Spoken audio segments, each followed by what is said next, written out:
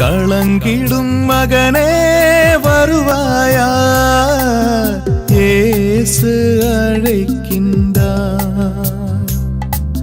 கண்ணீர் துடைப்பார், மார்போடு சேர்ப்பார், மாறாது அன்பு நம் இயேசு. கண்ணீர் துடைப்பார், மார்போடு சேர்ப்பார், மாறாது அன்பு நம் இயேசு. களங்கிடும் மகனே வருவாயா, இயேசு அழைக்கின்றார்.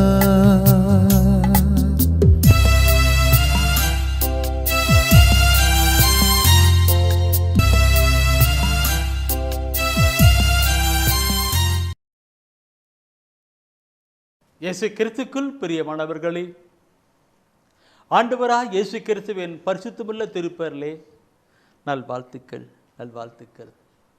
இந்த விடுதலை நிகழ்ச்சி வழியாக உங்களை சந்திப்பதில் மகிழ்ச்சி. ஆண்டவர் தந்த கிருபைக்காக நன்றி. பிரியமானவர்களே, ஆண்டவர் தானே மாபெரும் திட்டத்தோடு கூட செயல்படுத்தி கொண்டிருக்கிறார். இறைவார்த்தை எல்லா மக்களுக்கும் போகணும், எல்லா மக்களும் மீட்பு பெற வேண்டும் என்பது அவருடைய திருவிழம். 2 தீமோத்தேயு 1:4 சொல்லப்பட்டிருக்கிறது.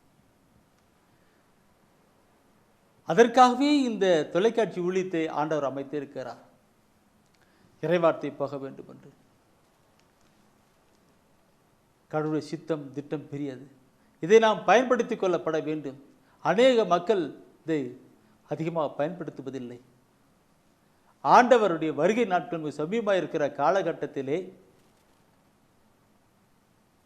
எல்லா மக்களும் இறைவார்த்தை கேட்டு கடந்து வர வேண்டும் என்று விரும்பித்தான் அவர் செயல்பட்டு கொண்டிருக்கிறார். ஆனாலும் அநேக மக்கள் இதனை பயன்படுத்திக் கொள்வதில்லை. உலக போக்கிலே ஓடிக்கொண்டிருக்கிறார்கள். மாறடம். ஆண்டவர் வைத்திருக்கிற காரியங்களை நாம் பயன்படுத்தி கொள்ளப்பட வேண்டும். இப்பொழுதும் ஆண்டவர் தந்திருக்கிற காரியங்களுக்காக நாம் கடந்து வரலாம். அன்பின் ஆண்டவரே, இந்த மாலை வேளையில் எங்களை முற்றிலுமாய் தாழ்த்தி ஒப்புக் கொடுக்கிறோம் அப்பா. காலை முதல் மாலை வரை ஆண்டவரே, உலக நிலையிலே நாங்கள் கடந்து போயிருந்தோம்.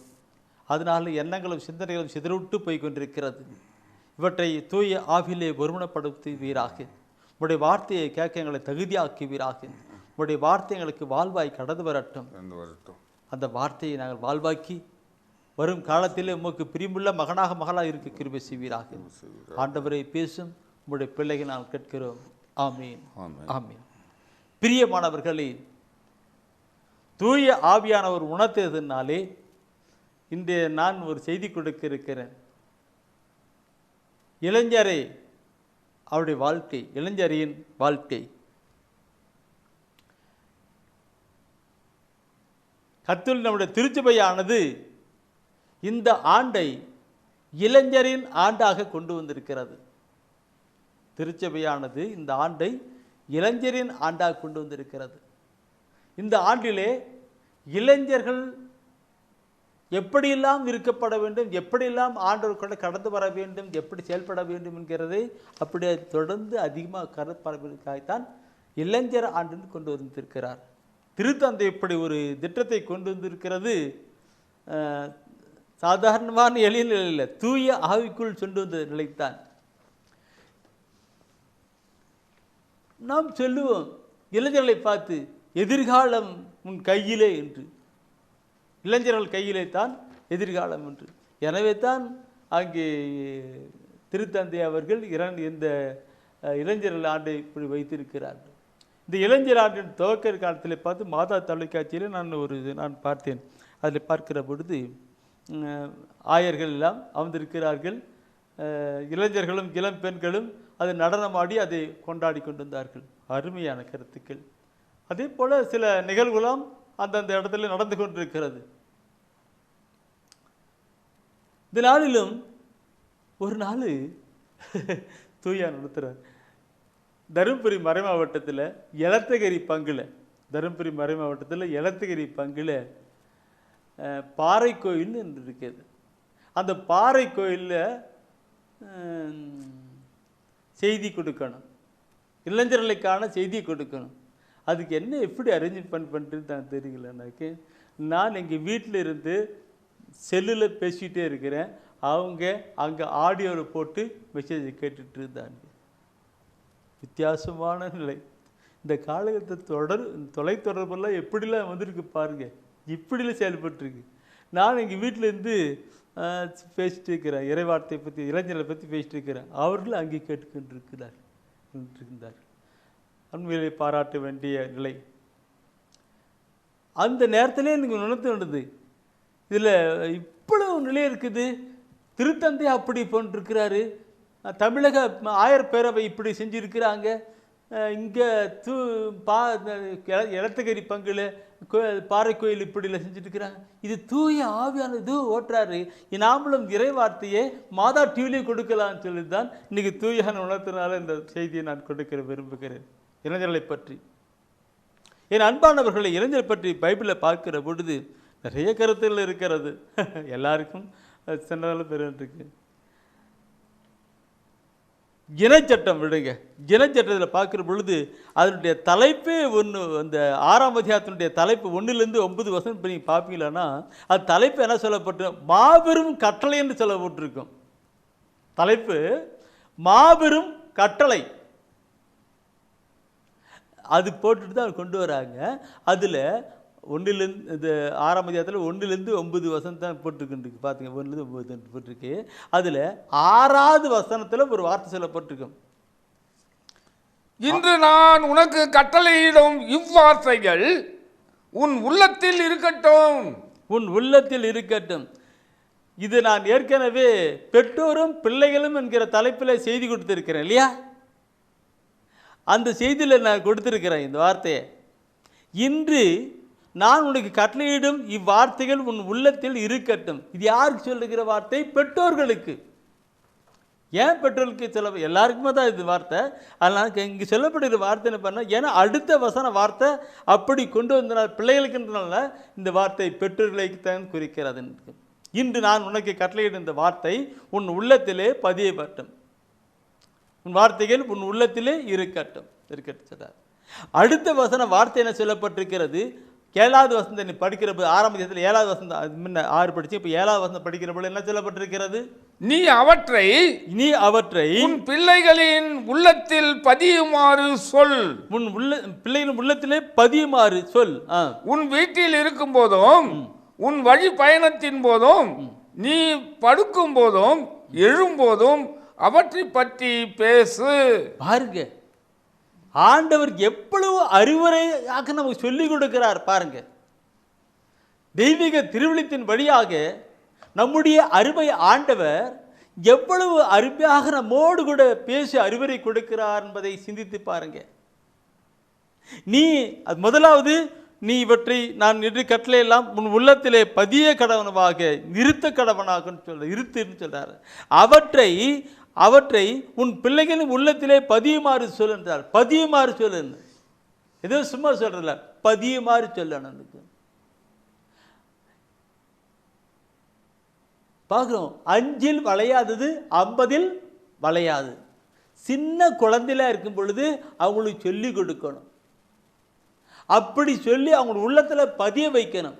இந்த 5 சின்ன குழந்தையில பதிய வைக்கிற வார்த்தை அவங்க கிழவன் கிளவியாட்டா கூட மறக்கவே மாட்டாங்க. இன்னைக்கு இப்போ எனக்கு வயசு 68, என் சகோதரருக்கு என்னோட வயதாங்க. அந்த காலத்தில் எங்கள் அப்பா எங்கள் அம்மா சொல்லி கொடுத்த வார்த்தைகள் இன்றும் என்னுடைய வாழ்க்கையில் மறக்கப்படவில்லை. சில அம்மா எங்களுக்கு சில வார்த்தை சொல்லியிருக்கிறாங்க, மறக்கடலை. எங்கள் அப்பா சில காரியங்கள்லாம் சொல்லி கொடுத்துருக்கிறாங்க, மறக்க முடியல. 5ல் இருக்கும். இதே போல் பிள்ளைகளுக்கு நீ சொல்லிக் கொடு, பிள்ளைகள் உள்ளத்திலே பதியுமாறு சொல்லு.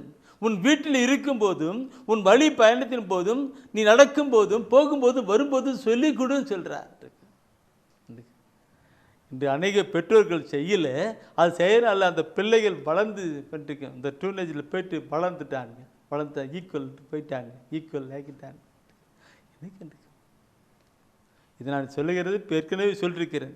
ஏன் சொல்லுகிறேன் என்றால், இந்த நாளிலே பார்க்கிறது அநேக பாலிய பிள்ளைகள் எல்லாம் நிலைந்து போய் கொண்டிருக்கிறார்கள். சரி, பதியுமாறு சொல்லு என்று எதுக்காக சொல்லப்பட்டிருக்கிறது?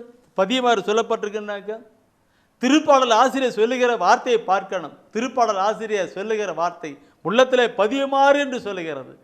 நான் சொல்லுகிற வார்த்தையெல்லாம் உன் உள்ளத்தில் இருக்கட்டும், அவற்றை உன் பிள்ளைகள் உள்ளத்திலே பதியுமாறு சொல்லு என்று சொன்னாரே. அது பதியுமாறு ஏன்? அந்த பதிச்சுனா என்ன நடக்கும் என்பதை திருப்பாடல் ஆசிரியர் தன் வாழ்க்கையிலே உணர்ந்து அனுபவித்து அவர் சொல்லுகிறது தான் வசனம். திருப்பாடல் 119 வசனம். உமக்கெதிராய் நான் பாவம் செய்யாதவாறு உமது வாக்கை என் இதயத்தில் இருத்தியுள்ளேன். வார்த்தை என் இதயத்தில் இருத்தியுள்ளேன். வார்த்தையானது இதயத்தில் இருக்குமானால் கடவுளுக்கு நாம் பாவம் கடவுளுக்கு விரோதமாக மற்றவர்களுக்கு விரோதமாக பாவம் செய்ய மாட்டோம். சட்டம் திரு வார்த்தை தெய்வத்தினுடைய வார்த்தை இதயத்தில் இருக்கிற பொழுது நாம் ஐயோ ஆண்டவர் இப்படிலாம் சொல்லிருக்கிறாரே, ஆண்டவர் இப்படிலாம் சொல்லிருக்கிறாரே, திருச்சட்டம் பைபிளில் ஆண்டு சொல்லப்பட்டிருக்கிறதே என்று அதை நாம் கொண்டு வருகிற பொழுது நாம் தவறு செய்ய மாட்டோம். சின்ன பிள்ளைகளாகட்டும், இளைஞர்களாகட்டும், பெரியவர்களாகட்டும், இல்லைங்களா?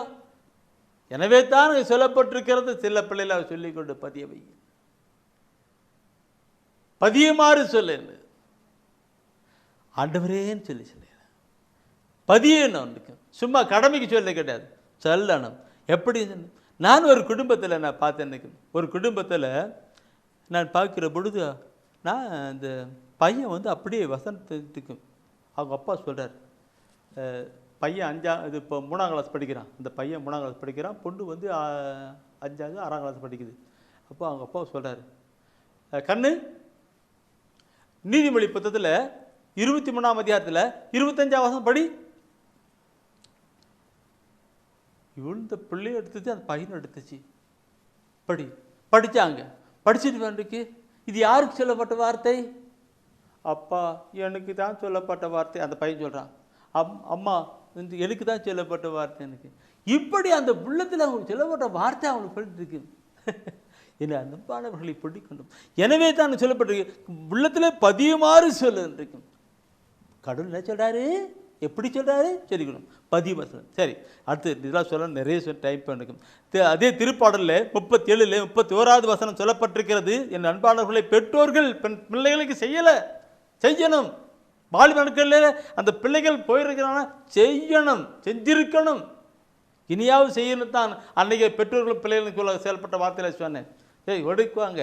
அடுத்து பாருங்க, நீதிமொழி திருப்பாடல் 37 31 வசனம் சொல்லுகிறது, கடவுளின் திருச்சட்டம் அவர்களது உள்ளத்தில் இருக்கின்றது. அவர்கள் உள்ளத்தில் இருக்கின்றது. அவர்களின் கால்கள் சறுக்குவதில்லை, அவர்கள் தவறி போவதில்லை. கடவுளுடைய திருச்சட்டம் அவர்களுடைய உள்ளத்திலே, அந்த வாலிப பிள்ளைகளுடைய உள்ளத்திலே இருக்கிறது. அந்த வாலிப உள்ளத்தில் இருக்கிறதுனால அந்த பிள்ளைகளுடைய உள்ளத்தில் இருக்குன்னா அவர் தவறி போவதில்லை, தவறு போவதில்லை.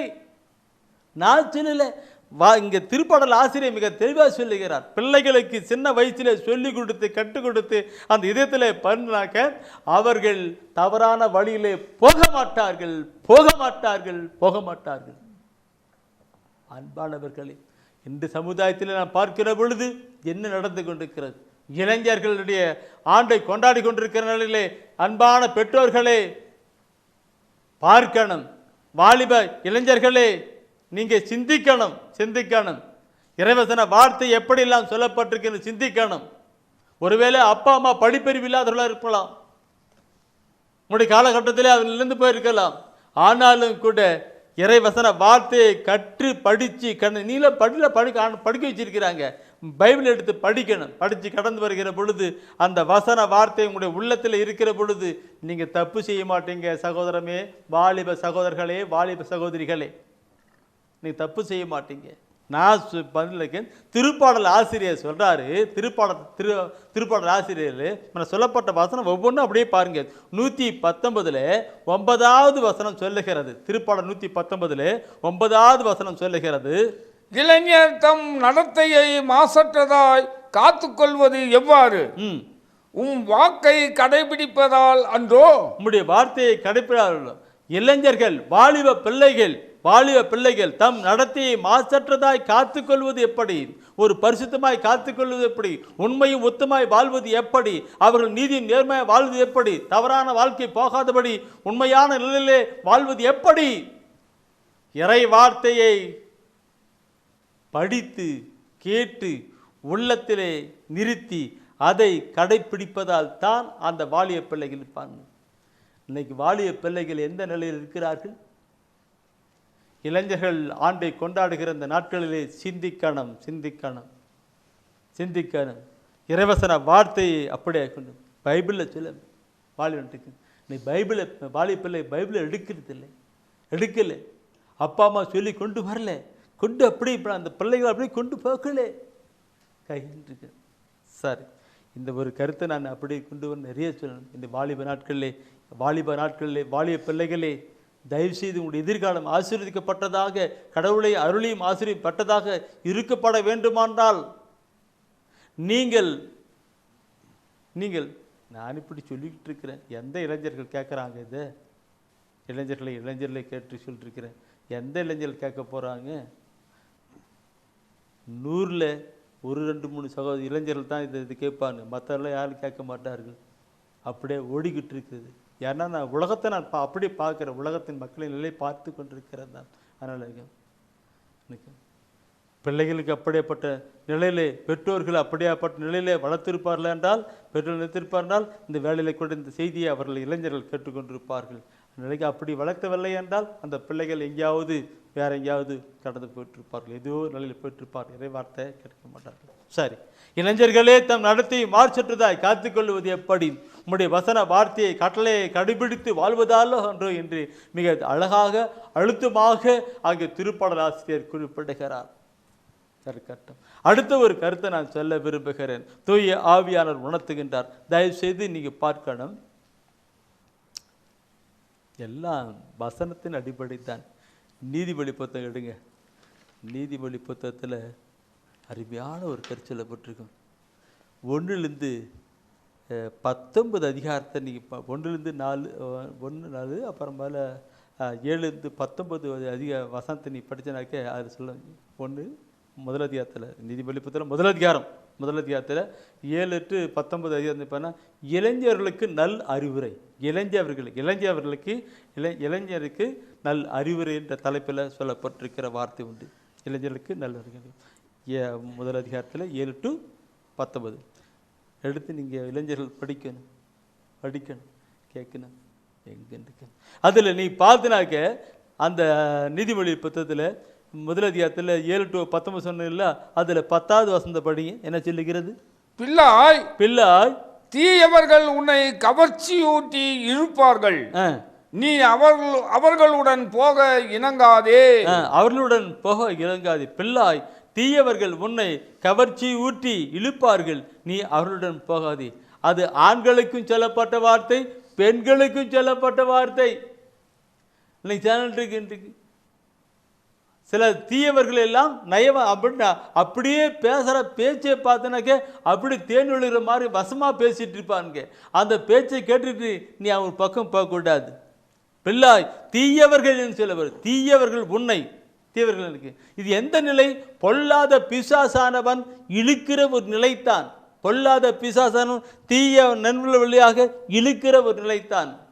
நான் சொல்லுகிற பொழுது நான் கண்டிருக்கேன். நான் அடிக்கடி சொல்லியிருக்கேன், தெளிந்த மனதோடு கூட விழிப்பாயிருங்கள். ஏனெனில் அழகியானவன் கர்ஜிக்கும் சிங்கம் போல யாரை விழுங்கலாம் என பார்த்து கொண்டிருக்கிறான். யாரை விழுங்கலாம் என? யாரை விழுங்குவோம்? இந்த சாத்தான், இந்த சிங்கம் யாரை விழுங்கும்? எதை விழுங்கும்? இன்னைக்கு நீங்கள் ஒரு நல்ல ஒரு செம்மறியாடி, பரிசுத்தமாக வாழ்கிற ஒரு செம்மறியாடியாக நீங்கள் இருக்கிறீங்க. உங்களை தான் சிங்கம் தீய பிசாசு விழுங்க பார்க்கும். எனவே தான் நீங்கள் சொல்ல போகிறோம், தீயவர்கள் உங்களை போட்டு வஞ்சமாக எடுக்கலான்னு பார்ப்பாங்க. இன்னும் எச்சரிக்கையாக இருக்கணுன்ட்டுருக்கு. எடுக்க பிள்ளாய் இருக்கு. இந்த நாட்களில் இந்த தீயவர்களுக்கு ஆண்களுக்கும் பிள்ளாய் தீயவர்கள் உன்னை கவர்ச்சி ஊட்டி இழுப்பார்கள், நீ அவருடன் போக இணங்காது சொல்லப்பட்டிருக்கு. இது நான் சொல்லுகிற பொழுது ஆண்களுக்கு மாத்திரமல்ல, பெண்களுக்கும். பெண்கள் சகோதரிகளே, இளைஞர்களே, இளைஞர்களே கேளுங்க. அந்த வசனத்தில் அந்த விஷயத்தில் வந்துக்கும் நீதிமொழி 21ஆம் அதிகாரத்தில் 31ஆம் அதிகாரத்தில் கடைசி அதிகாரம் விடுங்க, கடைசி அதிகாரம் வாய்க்கப்பானும் கடைசி அதிகாரம் 31ஆம் அதிகாரத்தில் அந்த 29-30 வசந்த படிங்க. திறமை வாய்ந்த பெண்கள் பலர் உண்டு, அவர்கள் அனைவரிலும் சிறந்தவள் நீயே என்று அவன் சொல்வான். பைபிள் இப்படியும் சொல்லியிருக்கு சர்ச்சைக்கு இருக்கு. ஏன் பைபிள் இப்படியும் சொல்லியிருக்கு? ஏன் வாலிய பிள்ளைகளே கெட்டு போகக்கூடாதுன்னு தான் ஆண்டவர் நமக்கு அறிவுரை சொல்லுகிறது. என்ன சொல்லுவார்? திறமை வாய்ந்த பெண்கள் பலர் உண்டு, அவர்கள் அனைவரிலும் திறமை வாய்ந்தவள் சிறந்தவள் நல்ல பலம் உள்ளவள் நீதான் என்று அவன் சொல்லுவான். அவனுக்கு அடுத்த வசனம் சொல்லுகிறது, அந்த அதுக்காக போட்டு நீ ஏமாந்து போயிடாத, நீ ஏமாந்து போயிடாத. அந்த 30வது வசனம் சொல்லுகிறது, அங்கே சொல்லப்பட்டிருக்கிற வார்த்தை பாருங்க. இன்றைக்கு 30 வசனம் 29 சொல்லிட்டு 30 வசனம் சொல்லுகிறது என்னது?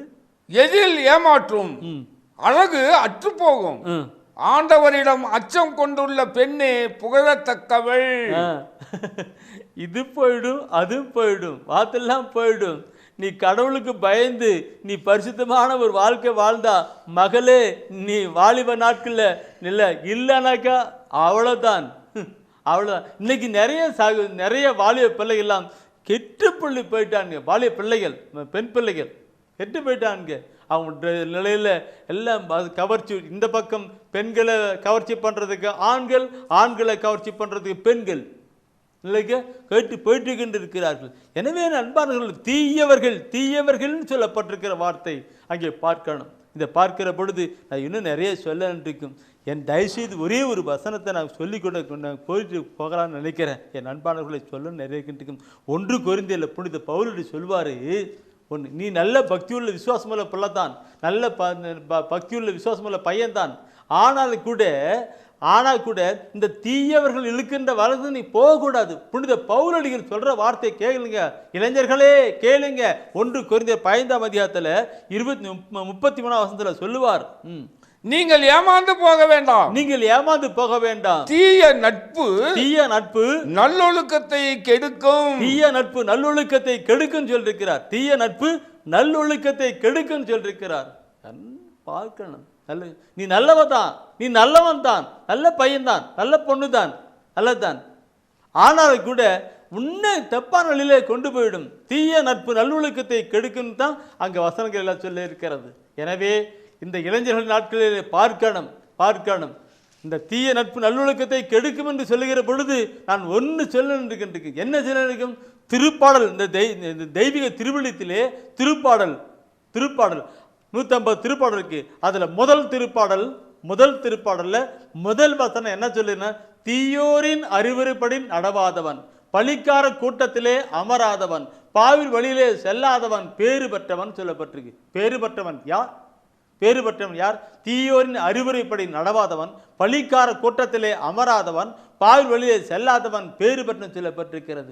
அப்படியா பார்க்கிற பொழுது வாலிப பிள்ளைகளே, டியூன் ஏஜ், அப்படியே வளைகின்ற காலகட்டங்கள், இதில் நீங்கள் நிற்கணும். அதுக்காகத்தான் கடவுள் இந்த நாளிலே இந்த இப்படிப்பட்ட ஒரு செய்தியை கொடுக்கும்படியாக செய்திருக்கிறார். இதை கேட்டுக்கொண்டிருக்கிற வாலிய பிள்ளை எவ்வளோ பேருக்கு எனக்கு தெரியல. உங்களுடைய இருக்கும் பெற்றோர்கள், நீங்கள் உங்களுடைய பிள்ளைகளுக்கு இந்த காரியத்தையெல்லாம் சொல்லுவீங்களா? எப்படி பண்ணி தெரியல எனக்கு. இளைஞர் சமுதாயம், வருங்காலத்தில் இளைஞர் சமுதாயம் வலுவூட்டதாக இருக்கும் என்றால், சின்ன பிள்ளைகளாக இருக்கிற நீங்கள், சின்ன பிள்ளைகளே, 3ஆம் கிளாஸ் 4ஆம் கிளாஸ் 5ஆம் கிளாஸ் படிக்கிற பிள்ளைகளே, நீங்களெல்லாம் இன்னும் கொஞ்ச நாளத்துக்கு இளைஞராகிட்டீங்க. இளைஞராகிற பொழுது இந்த வார்த்தையெல்லாம் மனசில் இருக்கட்டும். புரிஞ்சுங்களா? இந்த வார்த்தையெல்லாம் இருக்கட்டும். டியூன் ஏஜ், அதாவது சின்ன செடியாக இருக்கிறது காற்றடிஞ்சா அப்படி போட்டு எப்படி நிற்கும், ஆனால் கொஞ்சம் குழஞ்சாச்சுனாக்க வளைஞ்சிக்கும் இல்லைங்கல்ல, அப்புறம் காது அப்படியே வளைஞ்சி அப்படியே நின்று போயிடும். வைக்கணும். எனவே நண்பான சமுதாயமே, நான் பெற்றோர்களுக்கும் சொல்ல இருக்கிறேன், இளைஞர்களுக்கும் சொல்ல இருக்கிறேன், சின்ன பிள்ளைகளுக்கும் சொல்ல இருக்கிறேன். இந்த வசன வார்த்தை எல்லாருக்கும் உரிதாய் கடந்து போகட்டும். சின்ன பிள்ளைகளுக்கு, இளைஞர்களுக்கு, பெரியோர்களுக்கு, ஒவ்வொருவருக்கும் சொல்லப்பட்டிருக்கிறது. இந்த பக்கம் நல்ல பரிசுத்தமான ஒரு வாழ்க்கை வாழ்கிற மாத்திரமல்ல, இங்கே பாவிகளுக்கு கூட சொல்லப்பட்டிருக்கிறது. எளியவர்களுக்கு கூட சொல்லப்பட்டிருக்கு, எல்லாருக்கும் சொல்லப்பட்டிருக்கிறது. அனைவருக்கும் வார்த்தையாய் கடந்து வந்து இருக்கிறது. இந்த வேளையிலே பிரியமானவர்களே, நேற்று தினத்திலே நான் பார்த்தோம், நீதிமொழி புத்தகத்திலே அந்த இளைஞருக்கு அறிவுரை என்று அவர் சொன்னார் என்று பார்த்தோம். இந்த நாளிலே தயவுசெய்து நம்ம இப்போ சபை உரையாடல் எடுக்கலாம். சபை உரையாடலை எடுக்கலாம். சபை உரையாடலில் கடைசி பகுதி கொண்டு வருவாங்க. கடைசி சபை உரையாடலில் கடைசி பகுதிக்கு தான் அறிஞானலை.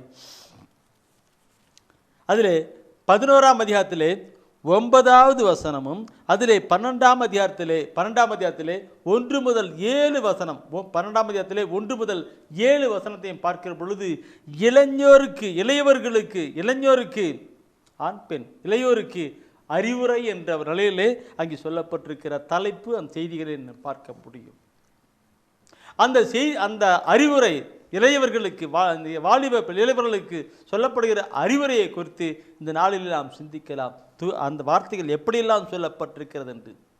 இந்த 11ஆம் அதிகாரத்திலே 9வது வசனத்தை நீங்கள் படித்து பாருங்கள். அந்த 11ஆம் அதிகாரத்தில் 9, அடுத்து 12 போவோம்.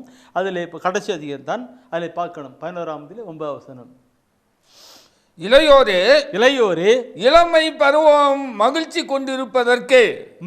கொண்டிருப்பதற்கு இளமையின் நாள்களில் உள்ள களிப்புடன் இருங்கள். மனம் விரும்புவதை செய்யுங்கள். கண்களின் நாட்டத்தை நிறைவேற்றுங்கள். ஆனால் நீங்கள் செய்கிற ஒவ்வொரு செயலுக்கும் உரிய தீர்ப்பை கடவுள் வழங்குவார் என்பதை மறவாதீர்கள். பாருங்கள், எல்லாம் சொல்லிக் கொடுக்கிறான். இளைஞர்களே, இது வாலிப நாட்கள், அனுபவிங்க. இதான் நடந்துட்டு இருக்கு. ஏய், நாம் என்ன சொல்லுவோம், இந்த உலகத்தில் வாழுண்டா, அனுபவிக்கிறது தான்டா இதெல்லாம் வைத்திருக்கிறாங்க. கண்ணு வச்சிருக்கிறாங்க. அனுபவிக்கிறது தான்டா இதெல்லாம் கண்டுபிடிச்சி டிவியில் வச்சிருக்கிறாங்க. இதில் வாட்ஸ்அப்பெல்லாம் பாரு என்னென்ன வருது, அதெல்லாம் அனுபவிக்கிறதானா கொண்டாடிருக்காங்க. வேண்டிக்கணும், உண்ணவும் குடிக்கவும் அனுபவிக்கிறது தான் வச்சிருக்கிறாங்கன்னு சொல்லிட்டு கண்கள் உடல் கண்டுக்கிட்டுருக்காங்க. சொல்லிட்டு அப்படியே சொல்லி இளைஞர்களே என்று சொல்லி அப்படிலாம் சொல்லிவிட்டு ஆனால் என்று ஒரு வார்த்தை சொல்லிவிட்டார். அதுதான் பெரிய வார்த்தை. ஆனால் நீங்கள் செய்கிற ஒவ்வொரு காரியங்களுக்கும் அதுக்கான கைமாறு தீர்ப்பு என்னன்றதை நீங்கள் பெறுவீங்கன்னு அங்கே கொண்டு வந்து விட்டார். நல்லது செஞ்சால் உனக்கு ஆசீர்வாதம், நீ கெட்டது செஞ்சால் அதற்கு எதிர்மறையான அடிக்குதான் இல்லைங்களா? இன்றைக்கி நம்முடைய பிள்ளைகளை வாலிய பிள்ளைகளை பார்க்கிற பொழுது நிறைய வாலிய பிள்ளைகளாக படிச்சுட்டு வேலை இல்லை, ஒரு நிலையில்லாத பெண்ணில் அலைஞ்சு தின்றிருக்கிற கதை. ஏன் அப்படி? ஆண்டவருடைய பிள்ளைகளாக இருப்போம் என்றால், ஆண்டவருடைய பிள்ளைகளாக இருப்பார்கள் என்றால் ஆண்டவர் தானே அவர்களுக்கு தக்க காரியங்களை அவர் செய்து கொண்டே இருப்பார் அல்லவா? ஏன்? சிந்திக்கணும் இளைஞர்களே, சிந்திக்கணும். இளைஞர்களே யாரும் கேட்க போகிறதில்ல, பெற்றோர்களே கேட்கணும், பெற்றோர்களே கேட்கணும் இல்லைங்களா? நம்முடைய வாழ்க்கையில் இருக்கும் இப்படிப்பட்ட நிலைகளை நாம் பார்க்கும் பொழுது பிள்ளைகளின் நிலையில் இருக்கும். இன்னைக்கு நாம் ஒவ்வொரு வருத்தையும் நாம் பார்க்கிற பொழுது இந்த தெய்வீக திருவிசனத்திலே ஆண்டவராய் கடவுள் சொல்லிக் கொடுக்கிற வார்த்தையை நாம் பார்க்கிற பொழுது நாம் நம்முடைய சமூகத்திலே நம்ம சமூகத்தில் இளைஞர்கள் எப்படி வாழ்ந்து கொண்டிருக்கிறார்கள்? இளைஞர்கள் வாழ்ந்து கொண்டிருக்கிறார்கள் இல்லைங்களா? அண்ணா அக்கா என்னங்களா என்ன சொல்றீங்க? அந்த காலத்தில் இப்படிலாம் இருந்தது அண்ணா இல்லை, ஆனால் அந்த காலத்தில் போயிடுச்சு, நான் எங்கேயோ போயிடுச்சு இல்லைங்களா? அந்த காலத்தில் இருந்தது, ஆனாலும் கூட இவ்வளவு காலத்தில் இல்லை. எனக்கு நான் ஒரு வார்த்தை நான் படிக்கும் பொழுது இந்த வசனத்தில் படிக்கிற பொழுது எண்ணிக்கை ஆகமத்தை நான் படிக்கணும்னு ஒரு எண்ணம் வருகிறது. எண்ணிக்கை ஆகமத்தில் ஒரு வார்த்தை சொல்வார், அந்த வார்த்தை நான் பார்த்து எனக்கு படித்து நிற்கணும். 15ஆம் அதிகாரத்தில் 39வது வசனம், 15ஆம் அதிகாரத்தில் 39வது வசனம். ஆமாம், நீங்கள் ஒழுக்கம் கற்று நடப்பதற்கு ஏதுவாய் உங்கள் இதயங்களும் உங்கள் கண்களும் விரும்புவதை பின்பற்றாமல் நீங்கள் அவற்றை பார்த்து ஆண்டவர் கட்டளைகள் அனைத்தையும் நீங்கள் நினைவு கூர்ந்து அவற்றை செய்திடவே இக்குஞ்சம். அந்த எண்ணிக்கை ஆமத்தில் ஒரு நிலையில் அது நீங்கள் அது டைம் ஆண்டருக்கு சித்தமானால் அந்த குஞ்சத்தை அந்த ஆண்டருடைய பலிபீடத்தில் அந்த ஆலயத்தில் எப்படியெல்லாம் பொருள் வைக்கிறான்றதை சொல்லி நான் ஒரு நாளைக்கு சொல்கிறேன். எனக்கு அதில் குஞ்சம் துவைக்கிறேன் இருக்காங்க,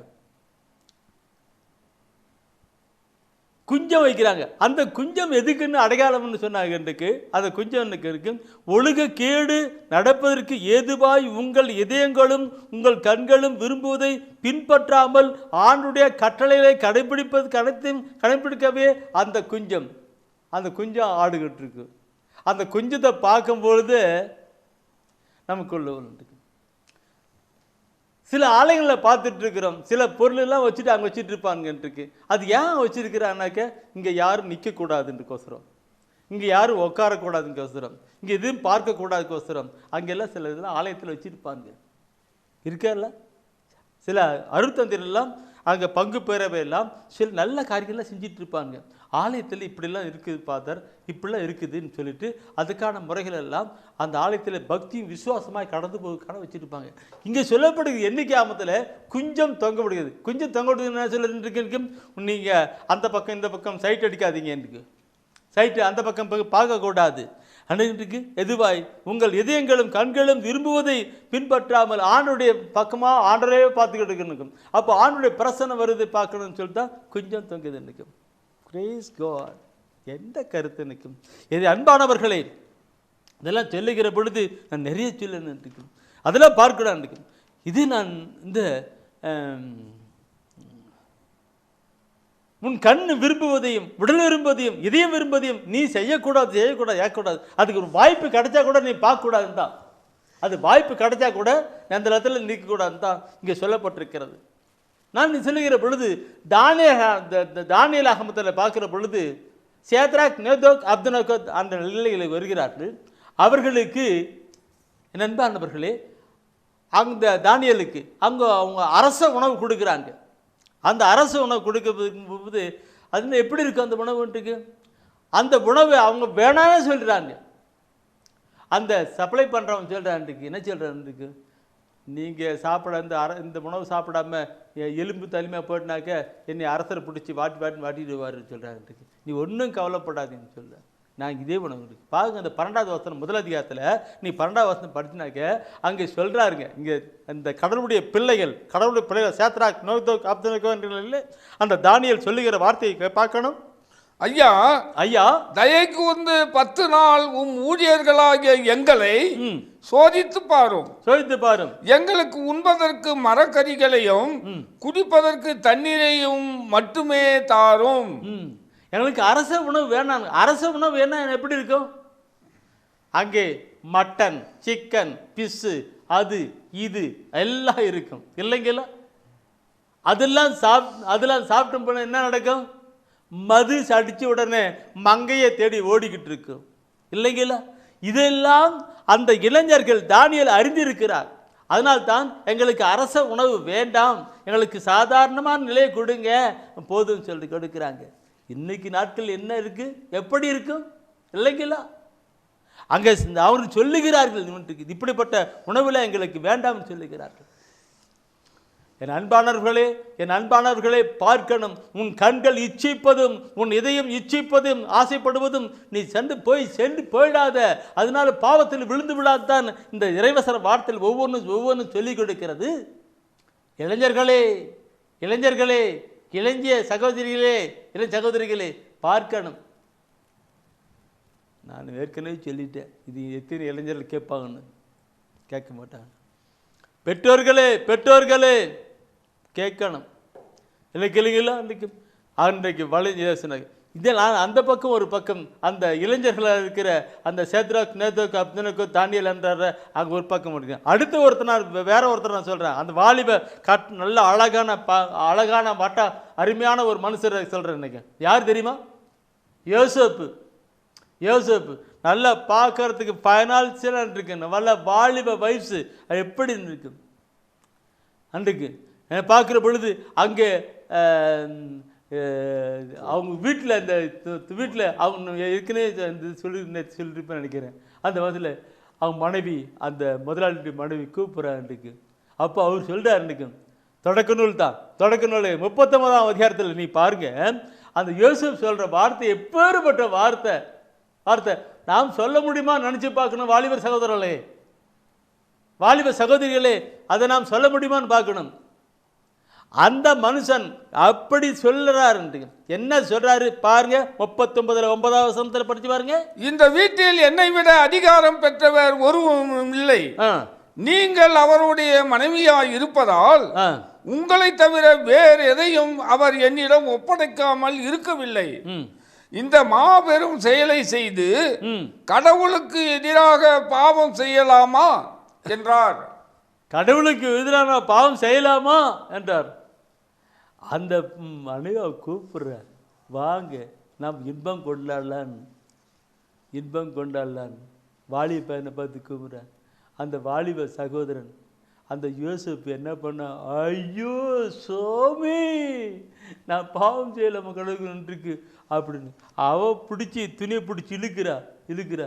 அந்த கையில் அந்த வேஷ்டி விட்டு ஓடி போயிடா. எனக்கு வாலிப நாட்கள் இருக்க முடியுமா? கடவுளுக்கு பயப்படுகிற நிலை இருக்குமானால் அவன் செய்ய மாட்டாங்க. என் அன்பானவர்களை, எனவே தான் ஆண்டவர் அப்படி சொல்லிக் கொடுக்கின்றது. காரியத்தை நீ பார்க்கணும் இருக்கும். நான் சொல்லுகிற பொழுது உள்ளத்தின் ஆழத்திலிருந்து தூய ஆவியன் உணர்த்துகிறத நான் சொல்லியே தீரணும். சொல்ல மாட்டேங்கும். இன்னைக்கு எல்லாம் ட்ரெஸ் எல்லாம் பார்த்தா எப்படிப்பட்ட ட்ரெஸ் எல்லாம் போடுறாங்க. இன்னைக்கு ட்ரெஸ் எல்லாம் பார்க்கணும், எப்படிப்பட்ட ட்ரெஸ் போடுறதுக்கு இன்னைக்கு எது படத்தை சினிமா படத்தெல்லாம் பார்க்குற மாதிரி அந்த மாதிரி ட்ரெஸ் எல்லாம் போட்டு தான் இருக்கு. ஓசே ஆகமத்தை எடுங்க, 2ஆம் அதிகாரத்தை எடுங்க, 2வது வசனத்தை நீ படிச்சு பாருங்க. ஓசே ஆகமத்தில் 2ஆம் அதிகாரத்தில் 2ஆம் வசனம் படிச்சு பாருங்க. என்ன சொல்லுகிறது அந்த வசனம்? வழக்காடுங்கள், உங்கள் அன்னையோடு வழக்காடுங்கள். அவள் எனக்கு மனைவியும் அல்ல, நான் அவளுக்கு கணவனும் அல்ல. அவள் வேசித்தனத்தின் குறிகளை என் முகத்தின் என்று விபச்சார குறிகளை தன் மார்பின் என்றும் அகற்றட்டும். வாங்கள் வழக்காடுவோம். அவள் எனக்கு மனைவி அல்ல, நான் அவன் கணவனும் அல்ல. ஆனால் அவள் வேசித்தன குறி. நீ பழைய மொழிபெயர்ப்பு பார்த்தீங்கன்னாக்க அதில் அப்படியே பச்சை பண்ணும், தன் மார்பகத்தை வெளியே காட்டின்னு சொல்லப்பட்டிருக்கு இல்லைங்களா? இன்னைக்கு ட்ரெஸ் எப்படி போடுறாங்க? அப்படிப்பட்ட ட்ரெஸ் எல்லாம் வேசித்தன குறி, அது விபச்சார குறி. கிறிஸ்தவர்களாக இருக்கிறவர்கள் அப்படிப்பட்ட நிலையில கொண்டு வரக்கூடாது. தவறு. மற்றவர்கள் அறியாமல் செய்கிறார்கள், அவர்களுக்கு சொல்ல கொடுக்கணும். இந்த உலகத்தில் இந்த வேசித்த நிலையில ஓடிக்கொண்டிருப்பது அதனால்தான். நான் நிறைய சொல்லணும். இளைஞர்களுக்காக சொல்லுகிற பொழுது இந்த பிரதர் எப்பா பாரு பாவத்தை பற்றி தான் பேசுகிறாரு, சட்டம் திட்டு தான் பேசுகிறாரு. அதை பற்றி நான் இதில் பைபிளில் சொல்ல மனமாற்றத்துக்கான நற்செய்தி தான் சொல்லப்பட்டிருக்கிறது. மனமாறி கடந்து வருகிற பொழுது அவருடைய அருளி மாதத்தில் பெற்றுக்கொள்ளுக்கான காரியம் சொல்லப்பட்டிருக்கிறது. என் அன்பானவர்களே அதை சொல்லப்பட்டிருக்கணும். விவசாயத்தில் அந்த அப்படி ட்ரெஸ் எல்லாம் நீங்கள் அந்த இளைஞ சமுதாயமே அப்படிப்பட்ட ட்ரெஸ் எல்லாம் நீங்கள் போடாதீங்க. அங்கே மார்பு அந்த அந்த நிலை மாற்றி கொண்டு வாங்க. சொல்கிற சரியா? நான் சொல்லலை, பைபிள் சொல்லுது, ஆண்டவர் சொல்றார். சரி ஒடுங்கிட்டு நீங்கள் இதே வேளையில் நீங்கள் இதில் சபை உரையாடல் முன்ன படிச்சிங்க இல்லைங்களா? இன்னைக்கு 11ஆம் அதிகாரத்தில் 9ஆம் வசனம் படிச்சிங்க. 11ஆம் அதிகாரத்தில் 9ஆம் வசனம் படிச்சிங்க. அடுத்தது 12ஆம் அதிகாரத்தில் 1லேருந்து 7 வசனம் சொல்லப்பட்டிருக்கீங்களா? அதில் முதல் வசனத்தை படிங்க. என்ன சொல்லுது?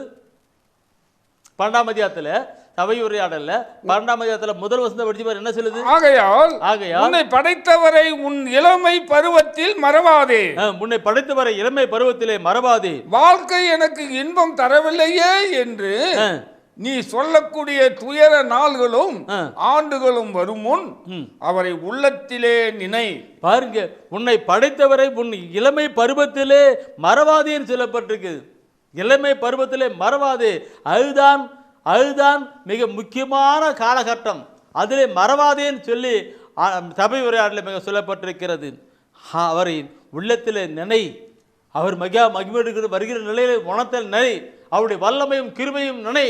அவருடைய சட்டத்திலே நினை. உள்ளத்தில் நினை. அவர் சொல்லிக் கொடுப்பெல்லாம் நனைய சொல்லு. அவர் அழகாக சொல்லிக் கொடுக்கிறார். சபை உரையாடலே மிக தெளிவாக சொல்லிக் கொடுக்கிறார். பிரியமானவர்களே, வாலிப சகோதரா சகோதரியே, வாலிப சகோதரியே சகோதரியே, பார்க்கணும். ஆண்டவர் வார்த்தை இந்த நாளிலே சொல்லுகிறது, இளைஞர்கள் இப்படியெல்லாம் இருக்கப்பட வேண்டும் என்று. நான் சொல்லுகிற பொழுது நான் ஏற்கனவே ஒரு நாள் சொல்லியிருக்கிறேன். இந்த மற்ற சமயத்தை பார்க்கிற பொழுது, இந்த முஸ்லீம் முகமதியர் பார்க்கிற பொழுது அவர்களும் ஒரு ட்ரெஸ் வித்தியாசமாக போட்டிருப்பாங்க. அவங்க போக்கும் பொழுது இவங்க முகமதியன்னு கண்டுபிடிக்கிறோம். முஸ்லீம் பார்க்குறோம். அதே போல தான் நம்முடைய நிலை கூட இருக்கப்பட வேண்டும். அதே போல இருக்குன்னு சொல்லவல்ல. அதாவது நாம் கிறிஸ்து அவர்கள், கிறிஸ்து அவன் என்று வெளியே காட்டப்படணும். நம்முடைய உடல், சொல், செயல், நம்முடைய உடை, நடைமுறை, பாவனை எல்லாமே அது வெளிப்படுத்தணும். கிறிஸ்துவை வெளிப்படணும். இவன் கிறிஸ்து, அவன் கிறிஸ்து, அவன் என்று வாலிய பிள்ளைகளே இருக்கிற நிலையிலே நாம் கொண்டு வரணும். முடியுமா? முடியணும். அதனால் தான் சபை உரையாடலே 12ஆம் அதிகாரத்தில் முதல் வசனம் சொல்லப்பட்டிருந்தால், உன்னுடைய படைத்தவரை உன் இதய இளமை வயதிலே நினை என்று சொல்லப்பட்டிருக்கு. இளமை பருவத்திலே மறவாதே என்று சொல்லப்பட்டிருக்கிறது.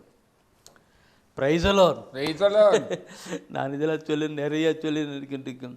சரி, அப்படி கொண்டு வருகிறேன். வேகமாக போச்சுருக்கும் அல்ல இன்றைக்கும் என்ன விவசாயத்தை 2 படிச்சிங்கல்ல வரலவா? அதே விவசாயத்தை 5ஆம் அதிகாரத்தில் 4ஆவது வசனம் நினைக்கிறேன். அதில் ஒரு வார்த்தை சொல்லப்பட்டிருக்கோம், அதிகமான ஒரு வார்த்தை நினைக்கிறேன். அவர்களுடைய கடவுளிடம் திரும்பி வர அவர்கள் செயல்கள் விடுவதில்லை. ஏனெனில் விபச்சார புத்தி அவர்களை ஆட்கொண்டுள்ளது. ஆண்டவரை பற்றிய அறிவு அவர்களுக்கு இல்லை. தூய ஆவியானவரே, உம்மை நான் துதிக்கிறேன். வசனத்தை எடுத்து அங்கங்கே கொடுக்கிறீங்க, துதிக்கிறேன். ஓசையில் 5:4 சொல்லுகிறது. என்ன சொல்ல? அவர்களுடைய கடவுளிடம் யாரு? இந்த வாழ்க்கையில் அந்த சைட் அடிச்சுக்கிட்டு இப்படி பண்ணிட்டு அப்படி விட்டு வாலிபனால் ஒழுங்கிருக்காங்களே, அவர்கள் ஆண்டிடம் திரும்பி வர அவர்களின் செயல்கள் அவர்களை விடுவதில்லை. உண்மைதானே? நீ சில பெற்றோர்கள் சொல்லுவாங்க, இன்றைக்கு பிரதர் எங்கள் பையன் மனமாரத்துக்காக ஜெபம் பண்ணுங்க, திரும்பி வர விட மாட்டான். அந்த குடிப்பழக்கத்தில் இருந்து, அந்த ஃப்ரெண்ட்ஷிப்பில் இருந்து வர மாட்டாங்க. அவளை விபச்சார புத்தி அவர்களை விடுவதில்லை சொல்லி மிக தெளிவாக சொல்லப்பட்டிருக்கிறது. பிரியமானவர்களே, இதை கேட்டுக்கொண்டிருக்கிற நீங்கள் சிந்தித்து பார்க்கணும். தயவுசெய்து நான் சொல்கிற வசனத்தை நீங்கள் நேரம் ஆகி போச்சு, நல்லா ஜெபம் பண்ணி கேளுங்க. கடவுள் இன்னும் 4 நேரத்தை அதிகமாக கொடுக்குன்னு நான் சொல்கிற வசனத்தை, நான் சொல்கிற வசனத்தை குறிச்சுக்கிடுங்க. இந்த வாலிப நாட்களில் ஒருவேளை நம்ம கஷ்டம் துன்பம் இருக்கலாம், நல்லது கஷ்டம் துன்பம் இருக்கலாம், பெற்றோர்கள் எப்படி இருக்கலாங்க பணம் எடுக்கணும் இருக்கு. சீராக்கு புத்தகத்திலே நீங்கள் பார்க்குற பொழுது 9ஆம் அதிகாரத்திலே 1-9 வசனம் பெண்களுக்கு அழகான வார்த்தை சொல்லியிருக்கிறது. அதே போல் சீராக்கில் 23ஆம் அதிகாரத்தில், சீராக்கு 23ஆம் அதிகாரத்திலே 16 முதல் 21 வசனத்தில் சிற்றின்பத்தை பற்றி ஆசை பற்றி சொல்லப்பட்டிருக்கு. படிங்க வாலிப நாட்களில் படித்து கொண்டு வாங்க. இவற்றெல்லாம் கொண்டு வருகிற பொழுது நான் ஒரே ஒரு வார்த்தை சொல்லுகிறேன், அன்பானவர்களே, ஆண்டவருக்கு பின் செல்லலாம்,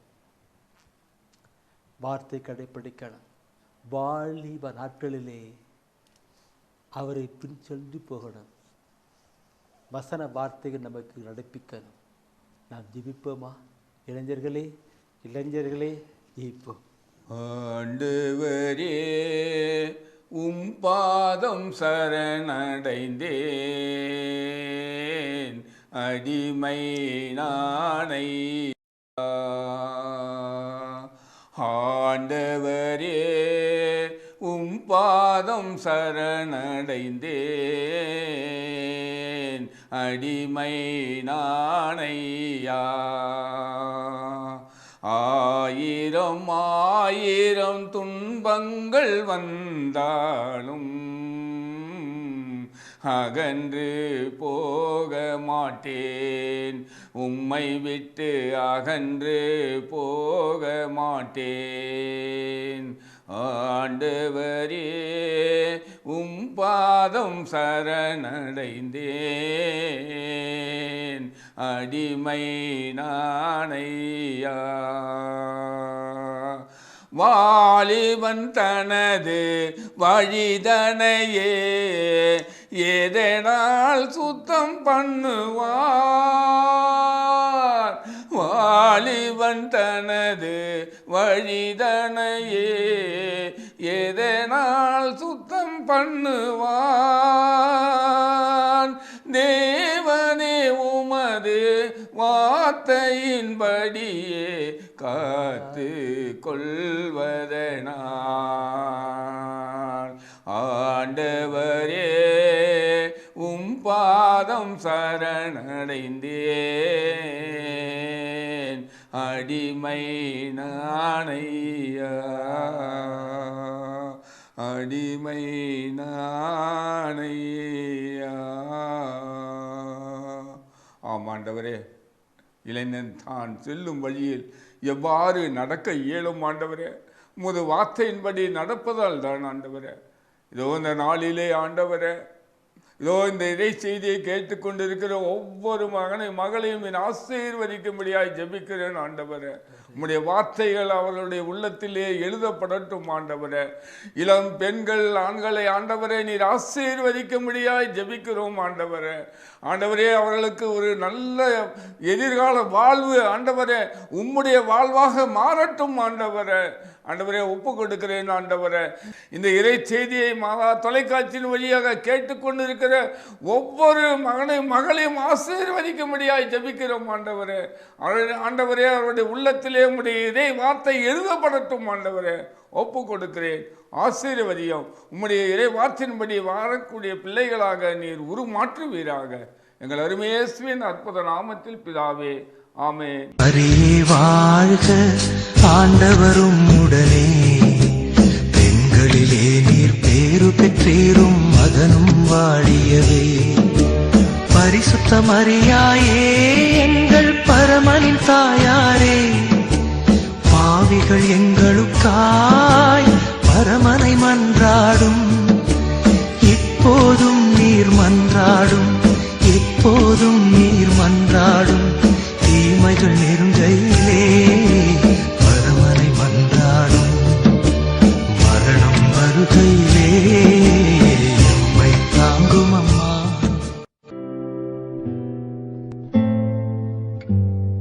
தெய்வ ஒளியும் ஒளியும் என்ற மாத இதழ்